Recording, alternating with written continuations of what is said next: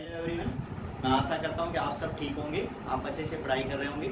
हमने pressure ulcer का first part देखा था, उसमें अपन ने देखा था प्रेशर अल्सर क्या होता है, कोजेज क्या है और उसके बाद में उसके प्रेशर पॉइंट कौन कौन से हैं। प्रेशर पॉइंट के बाद में अपन ने स्टेजेस देखे थे जो वेरी इंपॉर्टेंट था। उसके बाद में नेक्स्ट अपन जो सेकंड पार्ट ले रहे हैं उसमें अपन ने देखा था टूल्स कौन कौन से हैं रिस्क को आइडेंटिफाई करने के, उसके बाद उसका मैनेजमेंट कैसे करेंगे और उसका ट्रीटमेंट क्या होगा। Tools for identify the risk of developing pressure ulcer। आपने बोला tools for identify the risk of developing the pressure ulcer, यानी प्रेशर अल्सर डेवलप होने का सबसे ज्यादा रिस्क और सबसे लेस रिस्क कहाँ पे है। हाईएस्ट वेरी हाई रिस्क है या लो रिस्क है, कैसा रिस्क है, या इनको आइडेंटिफाई करने के लिए कुछ टूल्स का यूज किया जाता है, उन टूल्स के बारे में अपन डिस्कस करेंगे। देखो ये जो अपन 4 प्रकार के टूल्स का यूज करते हैं, आपने सुना भी होगा प्रेशर अल्सर के रिस्क को आइडेंटिफाई करने के लिए। एक आपने सुना होगा ब्रेडेन स्केल, सबसे इंपॉर्टेंट, अपन ने कहा वेरी वेरी इंपॉर्टेंट, सबसे ज्यादा अगर वो क्वेश्चन पूछा जाता है तो किस पे आता है, ब्रेडेन स्केल पे। ब्रेडेन स्केल पे कैसा, कई बार अपन ऐसा क्वेश्चन आता है कि प्रेशर सोर को आइडेंटिफाई करने के लिए कौन सा टूल का यूज किया जाता है, ब्रेडेन स्केल। आपके 4 ऑप्शन होंगे, उनमें आपका एक क्या होगा, ब्रेडेन स्केल भी। दूसरा इसी के लिए एक और आता है जिसको अपन बोलते हैं नॉर्टन स्केल। नॉर्टन स्केल एक और आपका आता है, 4 टूल्स अपन मोस्टली लेते हैं। एक होता है गॉस-नेल स्केल और आपका फोर्थ आता है वाटर लो स्केल। ये 4 प्रकार के आपके टूल्स हैं। देखिए यहाँ पे सबसे कॉमनली जो आपका यूज किया जाता है वो कौन सा, ब्रेडेन स्केल किया जाता है। और इस ब्रेडेन स्केल के बारे में अपन थोड़ा डिटेल से, नॉर्टन स्केल का यूज भी किया जाता है। गॉस-नेल स्केल, इसका जो रेटिंग होता है गॉस-नेल का 6 to 23 होता है, जबकि वाटरला स्केल होता है इसका रेटिंग होता है 1 to 64 होता है। आपका जो नॉर्टन स्केल होता है इसका रेटिंग होता है 5 to 20 होता है। और जो ब्रेडेन स्केल है, ब्रेडेन स्केल सबसे इंपॉर्टेंट है, इसका जो रेटिंग स्केल होता है वो 6 to 23 होता है। यहाँ पे अपन देखिए 4 प्रकार के टूल्स हैं। इन 3 का आप थोड़ा सा नेम याद करके रखना कि ये किसके लिए यूज होते हैं, जबकि थोड़ा सा इसके बारे में अपन और डिटेल से चलते हैं। अब अपन देखेंगे ब्रेडेन स्केल के बारे में। नेक्स्ट अपन ब्रेडेन से थोड़ा सा डिटेल में देखते हैं क्या है ब्रेडेन स्केल। ब्रेडेन स्केल, ये जो ब्रेडेन स्केल है वो किसके द्वारा दिया गया था, बारबारा ब्रेडेन एंड नैन्सी बर्गस्ट्रॉम। ये जो आपका ब्रेडेन स्केल है वो किसके द्वारा दिया गया था, बारबारा ब्रेडेन एंड नैन्सी बर्गस्ट्रॉम के द्वारा। कब दिया गया था, कब, 1987 में दिया गया था, 1987 में। ये जो बारबारा ब्रेडेन स्केल है इसमें अपन कितने 6 क्राइटेरियाओं को यूज करते हुए अपन देखा जाता है, स्केल अपन का आइडेंटिफाई किया जाता है। 6 क्राइटेरिया यूज होते हैं इसमें, 6 क्राइटेरिया यूज किए जाते हैं। Criteria use for identify the risk of bad सोर। आपने कहा 6 criteria use for identify the risk of bad सोर। अब ये 6 क्राइटेरिया क्या हैं और कौन कौन से क्राइटेरिया हैं इनके बारे में अपन देखते हैं। क्या क्या क्राइटेरिया हैं देखते हैं अपन। 6 क्राइटेरिया कौन से हैं देखिए। 6 क्राइटेरिया अपन नॉर्मली कौन कौन से अपन यूज करते हैं, क्या है इनकी रेटिंग क्या होती है, यहां से भी कई बार क्वेश्चन पूछ लिया जाता है। तो देखना 6 क्राइटेरिया। सबसे पहले होता है सेंसरी परसेप्शन। दूसरा आपने देखा होगा एक्टिविटी, सेंसरी परसेप्शन, दूसरा आपने देखा एक्टिविटी, थर्ड आपने देखा मोबिलिटी, फोर्थ आपने देखा फिफ्थ, और एक अपन ने बोला 6। तो अपन ने कहा सेंसरी परसेप्शन, दूसरे आपने कहा एक्टिविटी, तीसरा आपने कहा मोबिलिटी, फोर्थ आपने कहा मॉइस्चर, फिफ्थ आपने कहा फ्रिक्शन एंड शियर, और सिक्स्थ आपने देखा न्यूट्रिशन। ये 6 क्राइटेरियाओं को असेस करते हुए अपन रिस्क को आइडेंटिफाई करते हैं कि प्रेशर शोर या बेड शोर होने का रिस्क क्या है, लो है या हाईएस्ट है, ये अपन देखते हैं। देखो सेंसरी जो परसेप्शन होता है इसका जो अपन स्कोर या अपन बात करते हैं स्केल की, इसमें 1 to 4 तक का स्केल होता है। एक्टिविटी के बारे में बात करें तो 1 to 4 तक का स्केल होता है। मोबिलिटी की बात करें तो 1 to 4 तक का होता है। मॉइस्चर की बात करें तो 1 to 4 तक का होता है। दूसरा फ्रिक्शन एंड शेयरिंग की बात करते हैं तो 1 to 3 तक इसका स्केल होता है, और न्यूट्रिशन का भी कितना 1 to 4 तक का होता है।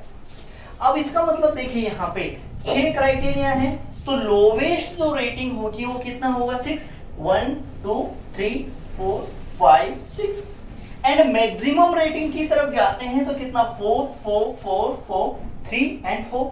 तो 5 में तो 4 है और एक में कितना है 3, इसलिए अपन ने कहा था ब्रेडन स्केल में जो आपका स्कोर है वो कितना होगा 6 से लेकर के 23 तक होगा। तो अपन ने कहा ब्रेडन स्केल में अपन 6 क्राइटेरियाओं को यूज करते हुए आइडेंटिफाई करते हैं कि कितना रिस्क है।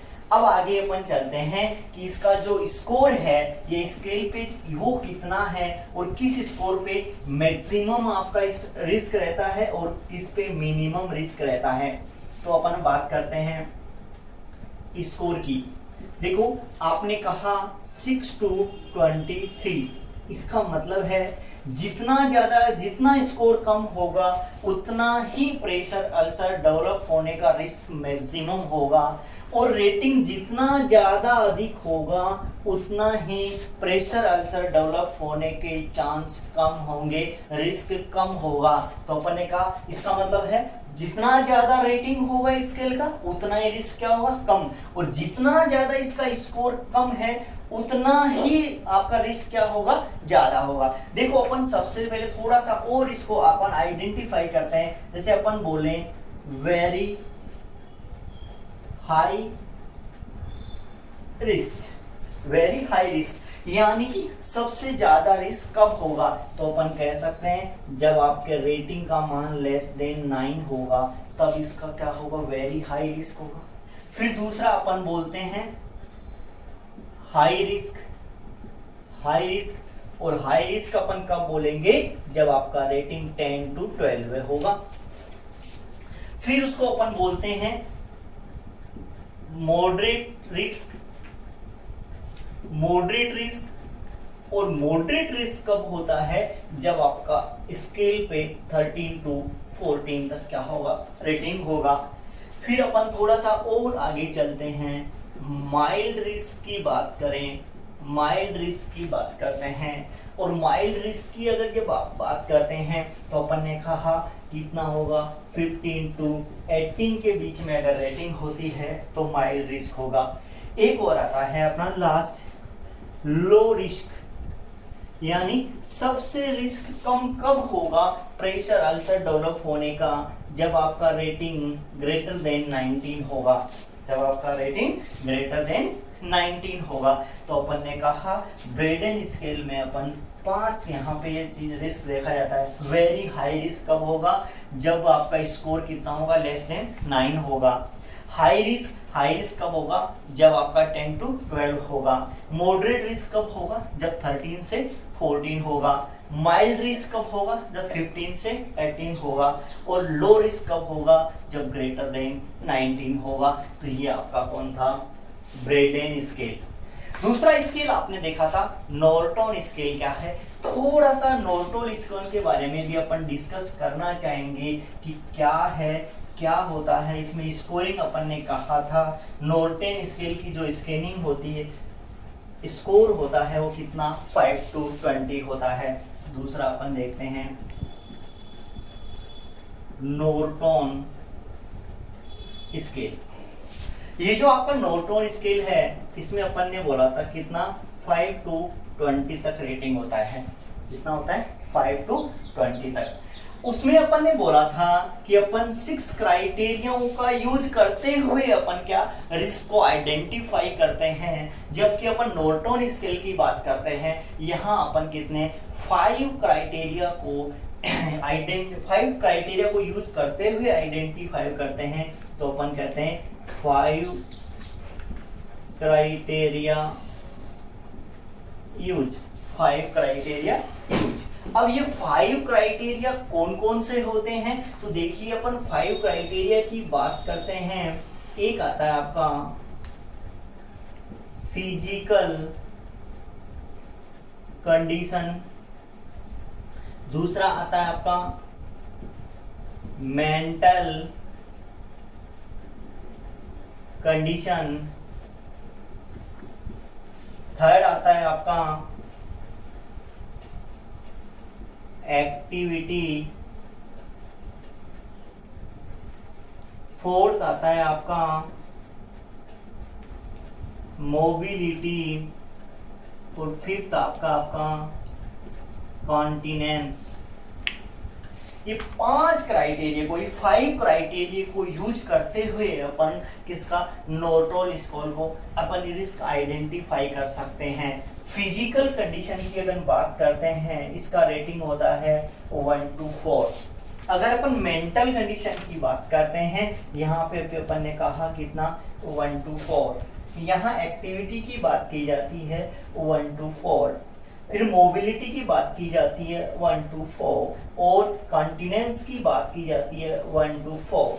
तो अपन ने कहा था नॉर्टन स्केल होता है, उसका जो रेटिंग होता है वो कितना होता है, 5 to 20 होता है। अब इसमें आपने कहा 5 क्राइटेरिया यूज करते हैं, ये 5 क्राइटेरिया जो आपने यूज किए। अब आपने कहा प्रत्येक का रेटिंग मिनिमम कितना है 1 और मैक्सिमम कितना है 4, तो 4 मैक्सिमम कितना हुआ 20 और मिनिमम कितना हुआ 5।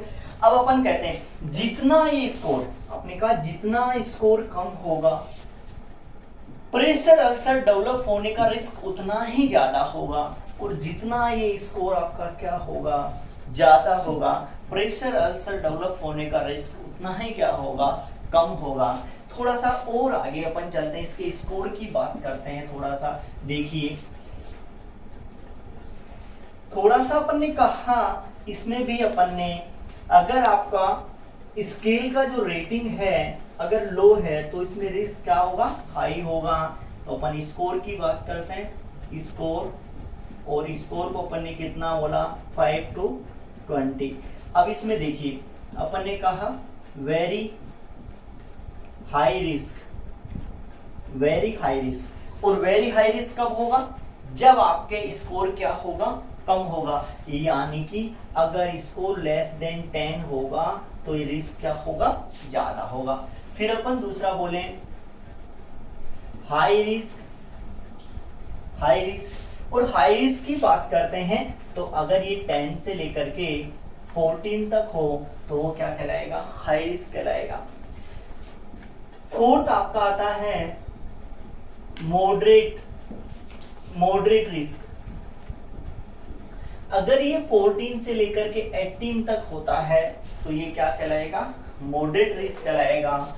और अगर अपन फोर्थ बोले लो रिस्क क्या होगा, इसका अगर अपन बोले ग्रेटर देन 18 होगा तो इसको अपन क्या बोलेंगे, लो रिस्क बोलेंगे। तो आपने कहा tools for identify the risk of developing pressure ulcer, 4 प्रकार के टूल्स आपने यूज किए। एक ब्रेडन स्केल आपने यूज किया, दूसरा नॉर्टन स्केल आपने यूज किया, थर्ड आपने कहा गॉसनेल स्केल और फोर्थ आपने वाटरलॉ स्केल। 2 को अपन ने थोड़ा सा डिटेल में डिस्कस किया है और सबसे इंपॉर्टेंट इनमें होता है ब्रेडन स्केल। तो ये आपके टूल्स थे। अब अपन थोड़ा सा और आगे चलते हैं, प्रेशर अल्सर का मैनेजमेंट क्या है, क्या मैनेजमेंट करेंगे अपन कि प्रेशर अल्सर का रिस्क क्या हो, कम से कम हो। जब भी अपन हॉस्पिटल में किसी भी पेशेंट को क्या करते हैं, अपन केयर करते हैं, तो सबसे आपका मेन प्रायोरिटी केयर क्या होगा कि क्लाइंट के अंदर, और वो भी आईसीयू में इंटुबेटेड क्लाइंट होते हैं या long term bedridden client होते हैं या जिनका ओवरवेट होता है, ऐसे क्लाइंट को प्रेशर अल्सर डेवलप कम से कम हो। तो अपन मैनेजमेंट की बात करते हैं। मैनेजमेंट क्या होगा, देखिए मैनेजमेंट की अगर अपन बात करते हैं तो अपन को 3-4 चीजों का ध्यान रखना होता है। सबसे पहले appropriate positioning, very very very important. Client को प्रॉपर पोजीशन देना, क्योंकि अगर आप पोजीशन चेंज नहीं करोगे, एक ही पोजीशन में अगर क्लाइंट रहेगा तो वहां पे रिस्क भी मैक्सिमम रहेगा। तो अपन कह सकते हैं एप्रोप्रिएट पोजीशनिंग, एप्रोप्रिएट पोजीशनिंग। दूसरा आपने कहा जो आपकी कंफर्ट डिवाइसेस का अगर अपन यूज करें, use comfort devices oblique pressure relief devices, यानी कि कंफर्ट या इसके ज्यादा अपन ने कहा प्रेशर रिलीफ डिवाइसेस अगर अपन यूज करेंगे जिससे कि प्रेशर क्या हो, कम से कम हो, तो उसके कारण भी अपन क्या कर सकते हैं, प्रेशर अल्सर को होने से रोका जा सकता है। फिर तीसरा है प्रॉपर न्यूट्रिशन। अगर क्लाइंट को आप प्रॉपर न्यूट्रिशन दोगे तो ब्लड सप्लाई भी क्या होगी, प्रॉपर होगी, न्यूट्रिएंट भी क्या होंगे, प्रॉपर होंगे, तो इसीमिया ऐसा होने के चांस क्या होगा, कम होगा। और अगर यहाँ 4th पॉइंट की तो अपन कह सकते हैं स्किन क्लीनिंग एंड केयर। अगर आप प्रॉपर रूप से स्किन को क्लीन करेंगे और केयर करेंगे तो भी प्रेशर अल्सर क्या होगा, डेवलप होने के चांस कम होते हैं। तो अपन मैनेजमेंट की बात करते हैं, 4 पॉइंट्स को लेके अपन मैनेजमेंट करते हैं। एक आपका पोजीशनिंग हो गया, दूसरा आपका प्रेशर रिलीफ डिवाइसेज हो गया, थर्ड आपका प्रॉपर न्यूट्रिशन हो गया और फोर्थ आपका स्किन क्लीनिंग एंड केयर हो गया। थोड़ा सा एक एक को डिस्कस करते हैं। सबसे पहले आपने बोला एप्रोप्रिएट पोजीशनिंग क्या होगी, तो अपन कहते हैं कि क्लाइंट की पोजीशन को एवरी 2 आवरली क्या करना चाहिए, चेंज करते रहना चाहिए। अगर पोजीशन चेंज होगी तो एक ही प्रेशर पॉइंट पे लॉन्ग टर्म तक प्रेशर नहीं होगा, जिससे आपका क्या होगा, ब्लड सप्लाई प्रॉपर होगी। तो अपन कह सकते हैं change positioning, change positioning every 2 hourly, change positioning every 2 hourly, very very very important। अगर आपको सबसे कॉमनली अगर आपको बोला जाए कि प्रेशर अल्सर का सबसे कॉमन मैनेजमेंट क्या है, तो सबसे कॉमन मैनेजमेंट है उसकी पोजीशन को आपको कितना 2 आवरली चेंज करते रहना चाहिए। अगर आप पोजीशन को प्रॉपर चेंज करते रहेंगे तो प्रेशर किसी भी प्रेशर पॉइंट पे कंटिन्यू नहीं रहेगा। तो सबसे ज्यादा क्वेश्चन अगर एग्जाम पॉइंट ऑफ व्यू से अगर मैं बात करता हूँ एग्जाम पॉइंट ऑफ व्यू से अगर मैं बात करता हूं तो सबसे इंपॉर्टेंट ये है। कई बार देखो यहाँ पे एग्जाम में जो ऑप्शंस आते हैं उनमें थोड़ा सा वेरिएशन आता है। देखिए यहाँ आपने बोला कि चेंज पोजिशनिंग एवरी 2 आवरली, अगर आप 2 आवरली नहीं आता है ऑप्शन में तो 1 आवरली भी आ सकता है, तो कोई दिक्कत नहीं है। अगर अपन 2 आवरली की जगह 1 आवरली भी कर सकते हैं तो ऐसा, तो पहला हो गया एप्रोप्रिएट पोजिशनिंग। दूसरा आपने कहा pressure relief devices, pressure relief devices. Second आपने बोला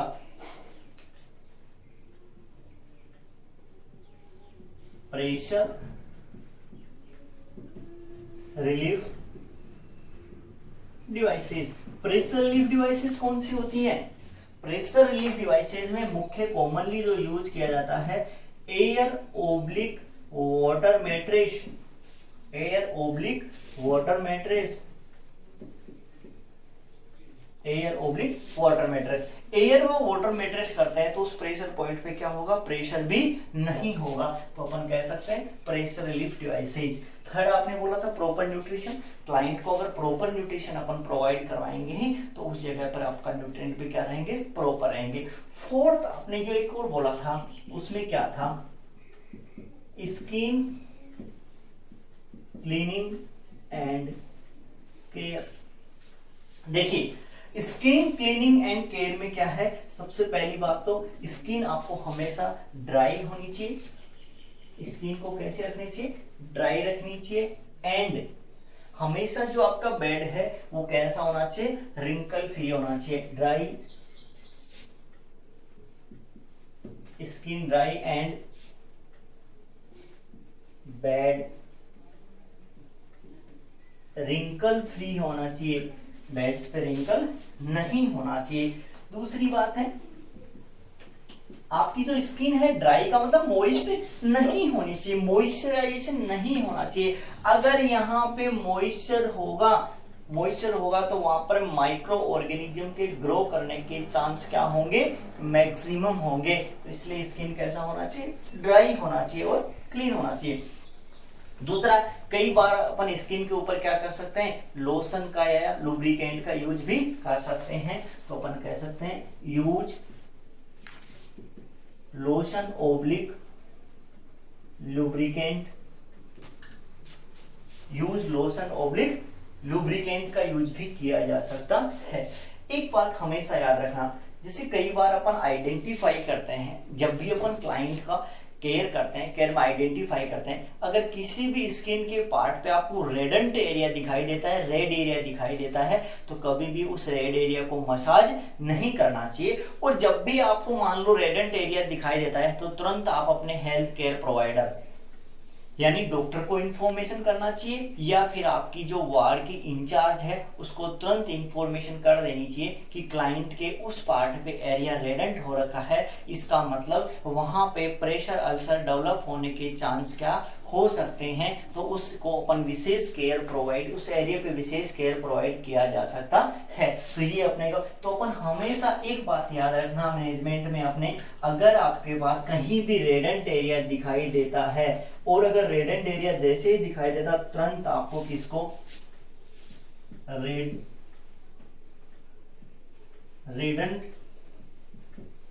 स्किन एरिया अगर ऐसा दिखाई देता है तो तुरंत क्या करेंगे, notify the SCP oblique in charge, जो वार्ड का इंचार्ज है उसको क्या करेंगे, नोटिफाई करेंगे। ये क्वेश्चन भी कई बार एग्जाम में पूछा जाता है। यहां से भी एक और बात, अगर एरिया रेड है तो उसको क्या नहीं करना चाहिए, मसाज नहीं करना चाहिए। डू नॉट मसाज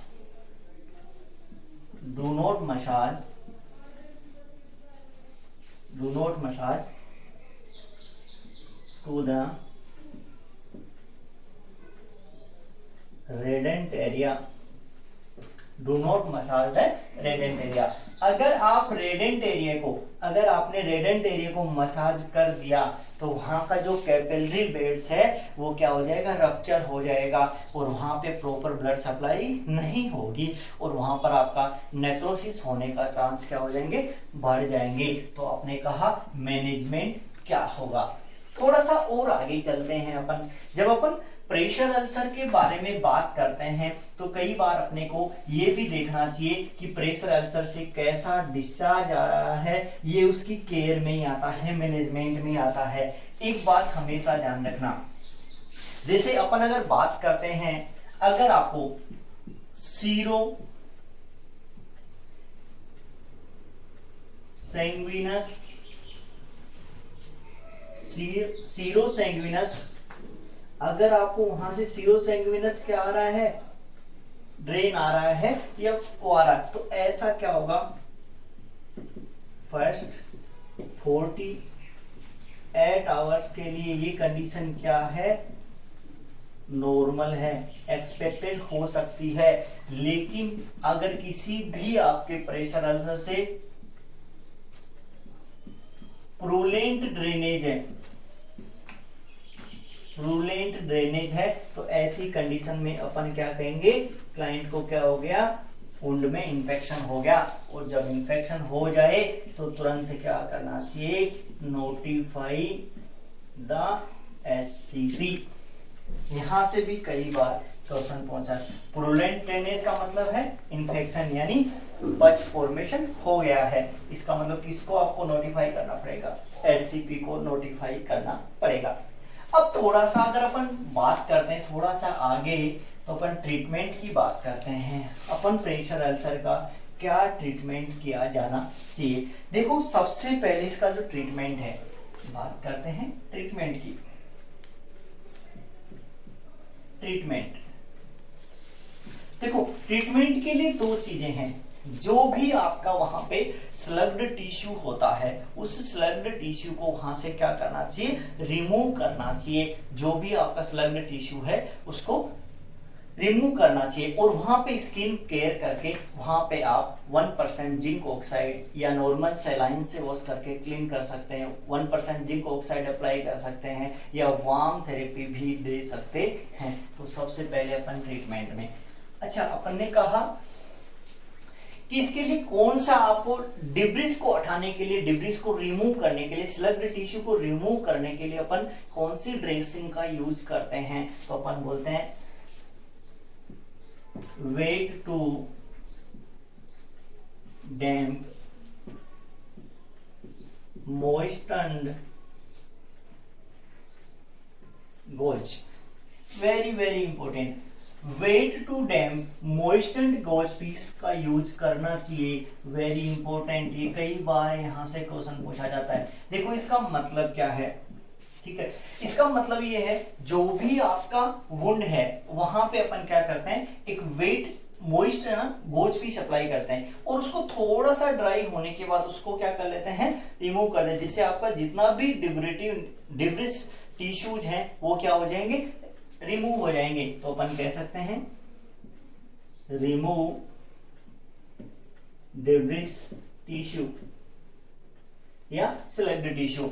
और उसके बाद में अपन इसको किससे क्लीन कर सकते हैं, क्लीन विथ नॉर्मल सैलाइन के साथ क्लीन किया जा सकता है। इसको अपन किसके साथ क्लीन कर सकते हैं, हाइड्रोजन प्रोक्साइड के साथ भी क्लीन कर सकते हैं। लेकिन हाइड्रोजन प्रोक्साइड के साथ कब करेंगे, जब क्या हो, इन्फेक्टेड हो। जब आपका वुंड क्या हो, इन्फेक्टेड हो, तो किससे क्लीन करेंगे, हाइड्रोजन प्रोक्साइड से। इनके का क्लीन करने के बाद में अपन कह सकते हैं apply 1% zinc oxide, 1% zinc oxide. 1% zinc oxide क्या होता है, कभी भी आपके वुंड को इरिटेशन नहीं करता है, तो अपन 1% जिंक ऑक्साइड का यूज भी कर सकते हैं। फिर आपने कहा वार्म एप्लीकेशन का यूज भी किया जा सकता है इसमें ट्रीटमेंट में। और वार्म एप्लीकेशन से क्या होगा, यहाँ पे ब्लड सप्लाई इंक्रीज होगी और जितना ब्लड सप्लाई इंक्रीज होगा उतना ही वुंड ज्यादा हीलिंग करेगा। तो नेक्स्ट अपन इसके ट्रीटमेंट में एक और चीज ले सकते हैं, वो क्या है, वार्म एप्लीकेशन। नेक्स्ट अपन बोल सकते हैं वार्म एप्लीकेशन। और वार्म एप्लीकेशन की अगर बात करते हैं तो इसके लिए अपन क्या ले सकते हैं, एक 100 वाट का बल्ब ले सकते हैं, 100 वाट का बल्ब ले सकते हैं। 100 वाट का बल्ब को कितना 45 to 60 centimetre away from screen. देखिए यहां पे कई बात करते हैं, 100 वाट का बल्ब आपने लिया किसके लिए, वार्म एप्लीकेशन के लिए। इसको अपन जो आपका स्क्रीन है, स्क्रीन से कितने 45 टू 60 सेंटीमीटर अवे रखेंगे, नहीं तो वहां पे बर्न होने के चांस क्या हो जाएगा, बढ़ जाएगा। और उससे क्या होगा, ब्लड सप्लाई क्या होगा, इंक्रीज होगी। ब्लड सप्लाई इंक्रीज होगी। अब ये कितना यूज करना चाहिए, एक बार अपन बोलते हैं कितना टाइम के लिए यूज करना चाहिए, और तो अपन बोल सकते हैं फॉर 10 मिनट एवरी सेशन। यानी जितना भी आपका सेशन हो, कितने टाइम के लिए, 10 मिनट के लिए अपन यूज कर सकते हैं। और दिन में कितनी बार, 3 टाइम्स। तो अपन बोल सकते हैं 3 times in a day, 3 times in a day for 10 minute every session, और 3 टाइम्स इन ए डे। और कितने वाट का, 100 वाट का बल्ब। तो ये अपन ने क्या कहा, वार्म एप्लीकेशन। तो ये अपन कह सकते हैं प्रेशर अल्सर का क्या है, ट्रीटमेंट भी है।